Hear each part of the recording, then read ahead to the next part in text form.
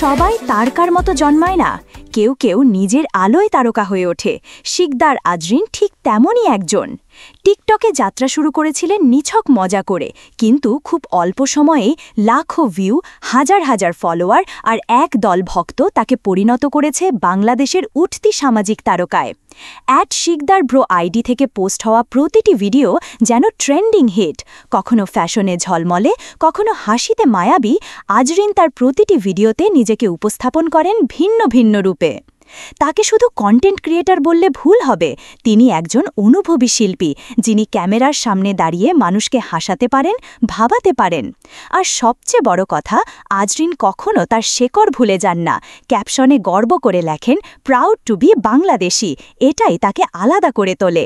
তার কথায়, আমি ভিডিও বানাই মনের আনন্দে। যদি কেউ একটা মুহূর্তের জন্য হলেও হাসে, তাহলে সেটাই আমার সার্থকতা। আজরিন প্রমাণ করে দিচ্ছেন, আলো পাওয়ার জন্য বড় পর্দা দরকার হয় না, দরকার শুধু মন, সত্যতা আর মানুষের প্রতি ভালোবাসা।